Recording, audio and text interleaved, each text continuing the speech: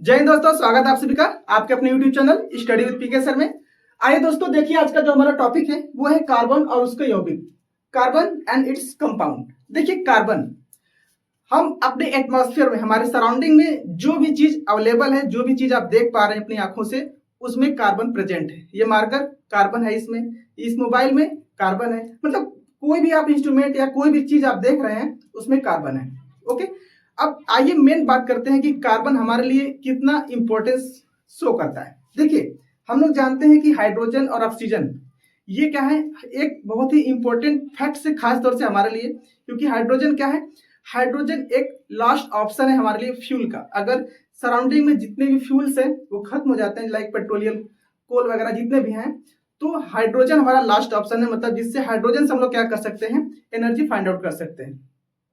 और ऑक्सीजन की बात आती है, ऑक्सीजन हमारी लाइफ को सर्वाइव करने के लिए ऑक्सीजन की जरूरत है। बिना ऑक्सीजन के हमारी बॉडी का जो फॉर्मेशन है वो होगा नहीं, क्योंकि हमारी बॉडी को क्या चाहिए, एनर्जी चाहिए। और एनर्जी कैसे मिलेगी, जब हम लोग सांस लेते हैं, रेस्पिरेशन प्रोसेस से हमारी बॉडी में क्या होता है, क्रेब्स चक्र चलता है माइटोकॉन्ड्रिया में, और वहां से हमको एनर्जी का फॉर्मेशन होता है, हमारी बॉडी की एनर्जी मिल जाती है। तो ये जो हमारा कार्बन है, ये थर्ड इंपॉर्टेंट टर्म्स है या फिर थर्ड इंपॉर्टेंट फैक्ट है हमारे लाइफ को सर्वाइव करने के लिए। ओके, देखिए क्या है कार्बन, क्या है carbon is known as third most important element after oxygen and hydrogen for the existence of life. मतलब जो हमारा कार्बन है ये हमारा थर्ड सबसे इंपॉर्टेंट टर्म्स के रूप में या एलिमेंट के रूप में जाना जाता है। किस लिए, हमारे लाइफ को, ओके, हमारा ये जो लाइफ है इसको हमारी पृथ्वी पर अच्छे से सर्वाइव करने के लिए, अच्छे से जीने के लिए हमको क्या चाहिए, ऑक्सीजन और हाइड्रोजन, और लास्ट में हमारा क्या आता है, कार्बन। ठीक है, अब देखिए जो हमारा अर्थ है, अर्थ का जो क्रस्ट है, क्रस्ट मतलब क्या होता है, धरती का एकदम ऊपरी परत, धरती का एकदम ऊपरी परत क्या कहलाता है, क्रस्ट। इसको हम लोग हिंदी में बोलते हैं भूपर्पटी। ओके, तो जो हमारा क्रस्ट है, हमारे अर्थ का जो क्रस्ट है, उसमें जो कार्बन की परसेंटेज पाई जाती है वो कितना होता है, 0.02%। ओके, 0.02% हमारा कार्बन प्रेजेंट है in the form of minerals. मतलब जो हमारे पृथ्वी के ऊपरी सतह पर कार्बन की क्वांटिटी पाई जाती है वो मिनरल्स के फॉर्म में पाई जाती है, जैसे कार्बन हो गया, हाइड्रोजन हो गया और कोल वगैरह हो गए। ठीक है, ये मिनरल्स के फॉर्म में पाया जाता है, जैसे आप ग्लूकोज वगैरह भी बोल सकते हैं। ठीक है, कार्बोहाइड्रेट, ग्लूकोज, ये सब क्या है, हमारे कार्बन के आपके फॉर्म है। अब आता है एटमॉस्फेयर में, मतलब धरती के ऊपर जो सराउंडिंग एरिया है हमारा, स्काई बोल सकते हैं, आकाश जिसको बोल सकते हैं, उस एटमॉस्फेयर में हमारा कार्बन कितना अवेलेबल है, तो वो हमारा है 0.03%। ओके, कितना है, 0.03%। देखिए, in the atmosphere carbon present किस फॉर्म में प्रेजेंट है, लकड़ी, केरोसिन और हमारा पेट्रोलियम, इस फॉर्म में हमारा क्या है, ये कार्बन प्रेजेंट है। और इस फॉर्म में कितना परसेंट है हमारा कार्बन, 0.03%। ओके, आइए अब देखते हैं कोवैलेंट बॉन्डिंग ऑफ कार्बन। देखिए, पूरे एटमॉस्फेयर में जितने एलिमेंट्स पाए जाते हैं उनमें ये कार्बन सबसे ज्यादा आपके कंपाउंड्स बनाता है। क्यों बनाता है, देखिए इसका जो कोवैलेंट बॉन्डिंग नेचर है, सहसंयोजिक बंध बनाने का जो प्रकृति है ना, उसकी वजह से ये जो कार्बन है ये बहुत सारे कंपाउंड्स बनाता है। ओके, क्योंकि कार्बन में कैटिनेशन का प्रोसेस पाया जाता है, कैटिनेशन की क्वालिटी पाई जाती है। अब ये कैटिनेशन होता क्या है, कैटिनेशन में भी आपको आगे बढ़ाऊंगा। अभी हम लोग बात करते हैं कि कोवैलेंट बॉन्ड क्या होता है।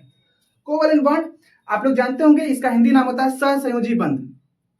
सहसंयोजी मतलब साझेदारी से, पार्टनरशिप से जब बॉन्ड का फॉर्मेशन होता है तो उसको हम लोग बोलते हैं सहसंयोजी बंध। इसके पहले मैंने आपको मेटल और नॉन मेटल में मैंने आयनिक बॉन्ड पढ़ाया था आप लोगों को। आयनिक बॉन्ड में क्या होता है, एक एलिमेंट दूसरे एलिमेंट को इलेक्ट्रॉन डोनेट करता है। ओके, और दूसरा जो एलिमेंट होता है वो क्या करता है, इलेक्ट्रॉन को एक्सेप्ट कर लेता है। तो दूसरी बात हमारी आती है कोवैलेंट बॉन्ड की। कोवैलेंट बॉन्ड में शेयर किया जाता है, मतलब हम एक आपको देंगे और आप हमको एक देंगे। तो जब इलेक्ट्रॉन की शेयरिंग होती है between two electrons, that is called covalent bond. Okay, जैसे देखिए जो हमारा कोवैलेंट बॉन्ड होता है ना, ये बिटवीन आप बोल सकते हैं सिंगल, जो हमारा सिंगल एक एलिमेंट है, सेम एलिमेंट्स के बीच हमारा ये कोवैलेंट बॉन्ड बनता है। जैसे देखिए एक हाइड्रोजन है, तो ये जो हाइड्रोजन है अपने जैसा ही एक और हाइड्रोजन का एटम लेगा और उसके साथ क्या करेगा, शेयर करेगा इलेक्ट्रॉन, उससे हमारा क्या बनेगा, हाइड्रोजन बॉन्ड। देखिए हाइड्रोजन एटॉमिक नंबर 1 होता है, नंबर ऑफ इलेक्ट्रॉन्स कितने होंगे, एक। ये भी हाइड्रोजन है, इसके भी क्या होंगे, नंबर ऑफ इलेक्ट्रॉन्स 1।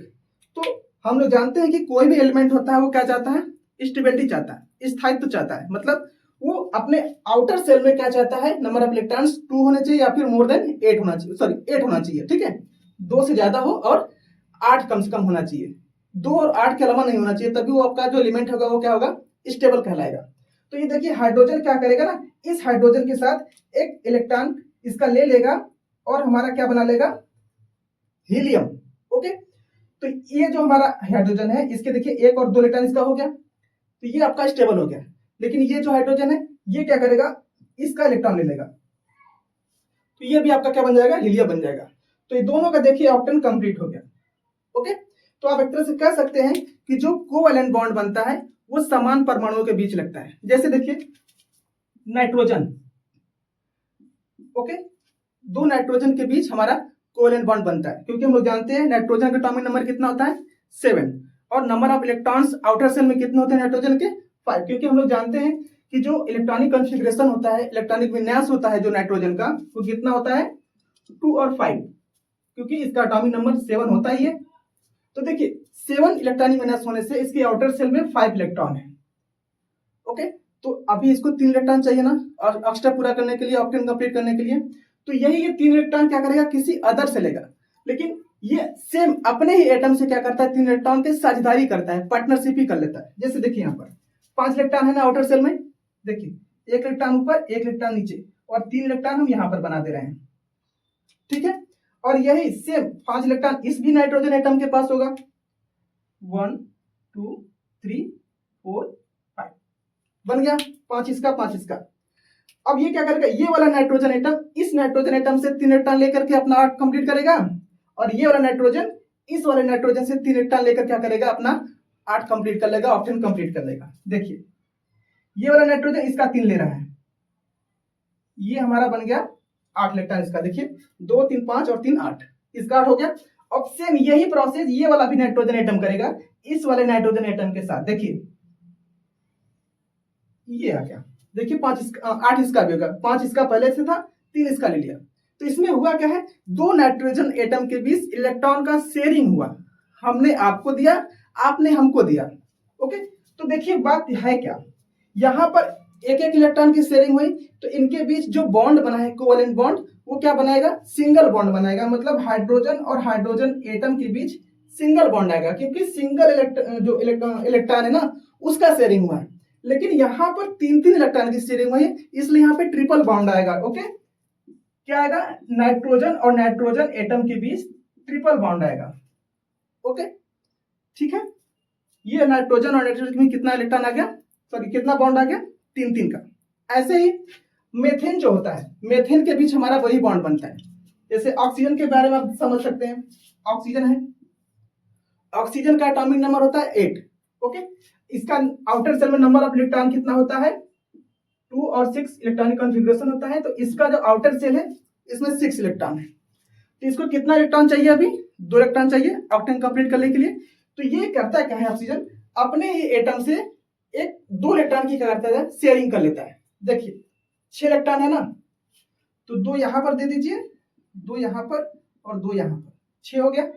इसको भी यहां पर 2 दे दीजिए, 2 3 4 5 6, 6 इसका भी हो गया, 6 इसका भी होगा।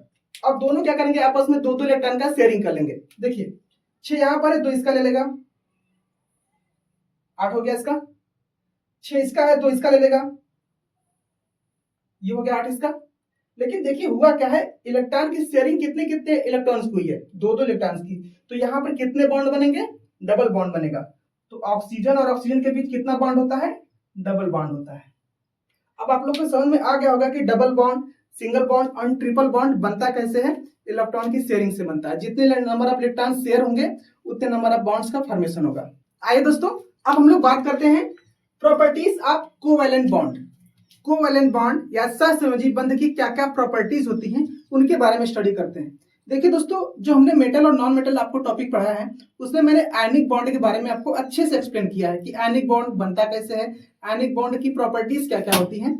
इस टॉपिक में हम लोग पढ़ रहे हैं कोवैलेंट बॉन्ड, मतलब कार्बन जो हमारा चैप्टर है इसमें हम कोवैलेंट बॉन्ड की प्रॉपर्टीज के बारे में पढ़ने वाले हैं। देखिए जो कोवैलेंट बॉन्ड होता है ना, इसके जो कंपाउंड्स होते हैं वो उनका जो मेल्टिंग और बॉइलिंग पॉइंट होता है वो काफी लो होता है।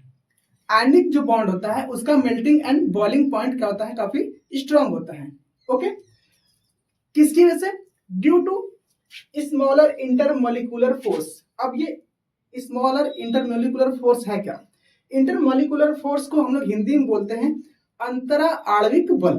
ओके, अंतरा आणविक का मतलब होता है दो अणुओं के बीच लगने वाला अट्रैक्शन का फोर्स। वो फोर्स क्या होता है? बहुत स्मॉल होता है। ठीक है, आप एक तरह से बोल सकते हैं कि वांडरवाल्स जो फोर्स होता है ना, लाइक ऐसा बिहेव करता है ये आपका। ठीक है, जो कोवेलेंट बॉन्ड होता है। और हम लोग जानते हैं कि जो वांडरवाल्स फोर्स होता है वो काफी क्षीण होता है, काफी दुर्बल होता है, काफी स्ट्रॉन्ग नहीं होता है। ठीक है, तो ये जो हमारा स्मॉलर इंटरमोलिकुलर फोर्सेस है between two atoms covalent bond में, इसी की वजह से ये हमारा जो मेल्टिंग एंड बॉइलिंग पॉइंट होता है ना, बहुत कम शो करता है कोवेलेंट बॉन्ड। ओके, अब देखिए जो आयनिक बॉन्ड होता है वो होता है क्या है? इलेक्ट्रिसिटी का अच्छा कंडक्टर होता है। और वो कब? जब उसको हम लोग घोल देते हैं किसी चीज में, मतलब आयन के फॉर्म में जब होता है हमारा आयनिक बॉन्ड, तो वो क्या करता है? इलेक्ट्रिसिटी फ्लो कराता है। बट ये जो कोवेलेंट बॉन्ड होता है ना, ये इलेक्ट्रिसिटी फ्लो नहीं कराता, ये पुअर कंडक्टर होता है। पुअर कंडक्टर मतलब इसके अंदर से आप इलेक्ट्रिसिटी अच्छे से फ्लो नहीं करा सकते हैं। ठीक है, बिजली का जो प्रवाह होता है आप कोवेलेंट बॉन्ड के अंदर से अच्छे से नहीं करा सकते। इसलिए तो जो कार्बन है वो क्या है? एक अधातु है, और अधातु के अंदर से हम लोग बिजली को प्रवाहित नहीं कर सकते, अच्छी तरह से आप जानते होंगे। आइए अब हम लोग देखते हैं थर्ड क्या है प्रॉपर्टी इसका। देखिए जो कोवेलेंट बॉन्ड होते हैं ना, इनके जो कंपाउंड्स होते हैं ना, वो नेचर में क्या होते हैं? वोलेटाइल होते हैं। ओके, उनका नेचर कैसा होता है? वोलेटाइल नेचर का होता है। अब देखिए ये जो एक साइंटिस्ट थे जिन्होंने जैव शक्ति सिद्धांत को दिया था, ठीक है, जैव शक्ति सिद्धांत में ये बेर्जेलियस साहब ने दिया था। उन्होंने बताया क्या कि जो कार्बन है ये केवल और केवल हमको प्रकृति से मिल सकता है, या फिर जो कार्बन के कंपाउंड हैं, जो कार्बन के यौगिक हैं, वो हमको कहां से मिलेंगे?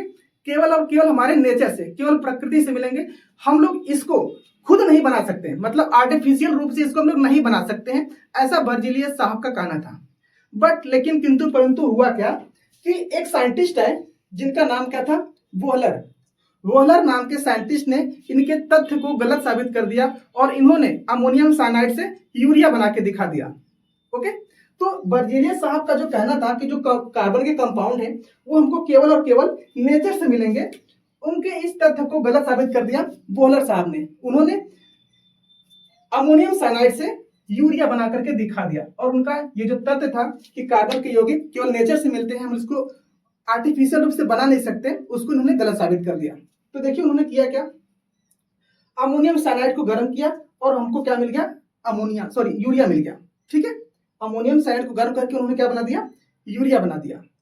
ठीक है, चलिए दोस्तों इतना रहने देते हैं, अभी मिलते हैं नेक्स्ट वीडियो में जो कि आपका पार्ट 2 बनेगा। जय हिंद, जय भारत।